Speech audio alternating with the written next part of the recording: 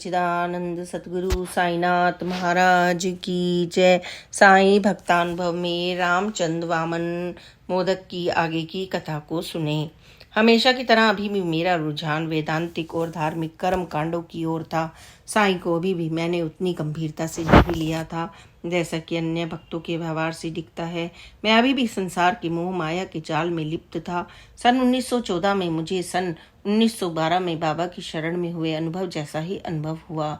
एक अन्य महान संत ने मुझे साईं बाबा सरीखे महान गुरु द्वारा दिए गए अनुभवों के स्पष्ट संकेत दिए।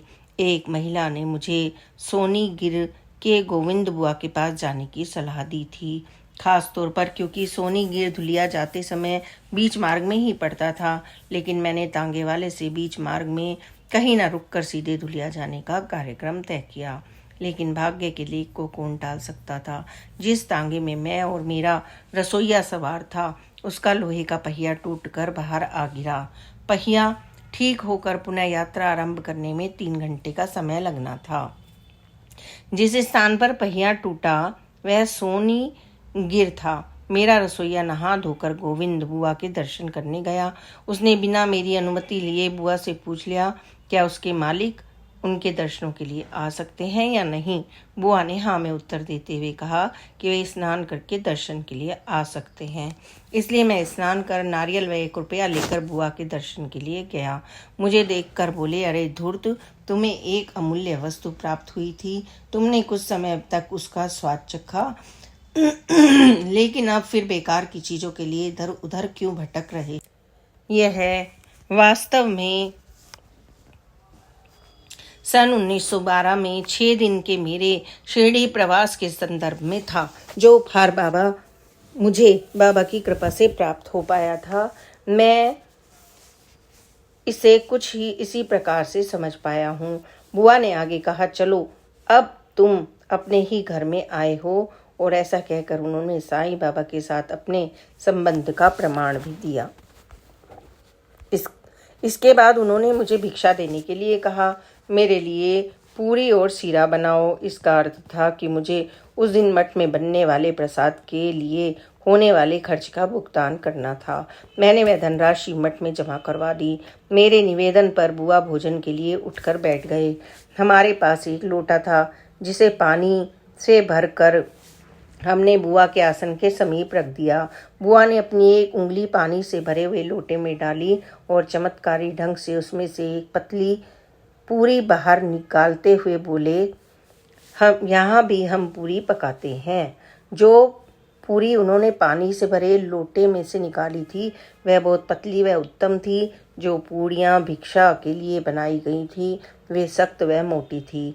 पानी में से पूड़ी किस प्रकार निकल गई यह एक रहस्यमय पहेली थी। हम उनकी अद्भुत शक्ति से बहुत प्रभावित हुए। ऐसे महान व समर्थवान संत ने भी सन 1912 में बाबा द्वारा मुझे दिए गए अनुभवों की पुष्टि की। साईं बाबा से भेंट का सुअवसर मुझे कम ही बार मिल पाया। सन 1916 में मैं उनसे अंतिम बार मिला। तब मैं अपनी पत्नी के साथ गया जो बाबा की परम भक्त थी। मैंने बाबा के दर्शन किए और उसी दिन हम वापस आ गए। सन 1919 में मैं नौकरी से सेवानिवृत्त हो गया। साईं बाबा की मृत्यु नहीं हुई है, वे आज भी जीवित हैं। वे विचित्र ढंग से अपने अदृश्य शक्तियों द्वारा आज भी मेरे सभी कार्यकलापों को नियंत्रित कर रहे हैं, उनका संचालन करते हैं। ऐसा अनुभव मैंने हर अवसर पर किया है। उदाहरण के लिए सन 1919 में मैं सेवानिवृत्त हुआ तो उस समय मेरी पेंशन ₹81 थी। लेकिन सेवानिवृत्ति होना मेरे लिए फायदेमंद साबित हुआ। सेवानिवृत्त होते ही मुझे अपने मित्र की जानकार मिल में ₹250 प्रति माह पर नौकरी मिल गई, जहां मैंने सन 1919 से लेकर सन 1930 तक काम किया। मेरे परिवार पर यह बाबा की कृपा ही तो थी। मेरा स्वास्थ्य शुरू से ही कमजोर रहा है। आंखों की रोशनी भी सदा तंग करती रहती है। मैं एक आंख पूरी तरह से खो चुका हूँ और दूसरी आंख में भी मोतियाबिंद की तकलीफ है। लेकिन साईं बाबा जिनकी पूजा मैं प्रत्येक गुरुवार को नियमित रूप से करता हूँ, वह जिनको हर क्षण याद रखता हूँ, वे भी पग पग पर मेरा ध्यान रखते हैं। मैं सांसारिक विषयों या अपने आध्यात्मिक भविष्य के प्रति चिंतित नहीं होता। ये दोनों ही बाबा के हाथ में हैं और मैं सुरक्षित हूँ। यहाँ एक अन्य घटना का वर्णन कर रहा हूँ जिससे स्पष्ट होगा कि बाबा किस प्रकार बच्चों के कल्याण के लिए सदैव तत्पर रहते हैं। सन 1916 में मैं नासिक में ज्वर, खांसी आदि से पीड़ित था। मेरे एक पुराने डॉक्टर मित्र ने मेरी बीमारी के लक्षण देखकर उसे फेफड़ों की सूजन का नाम देकर मुझे कलोरल हाइड्राइड दवा देने की सलाह दी।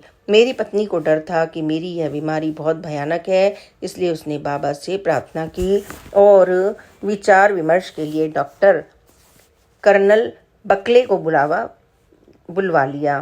कर्नल साहब ने आकर मेरा परीक्षण किया और इस नतीजे पर पहुंचे कि मुझे निमोनिया, डबल निमोनिया हुआ है।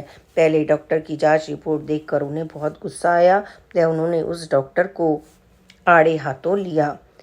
कलोरल हाइड्राइड को नुकसानदायक करार देकर उसे फेंकवा दिया गया।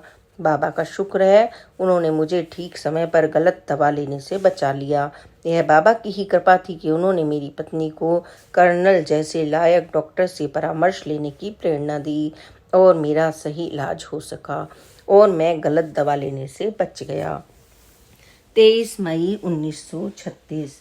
श्री सच्चिदानंद सतगुरु साईनाथ महाराज की जय। Please like, subscribe and share this channel. Om Sai Ram, Jai Sai Ram, Om Sai Ram.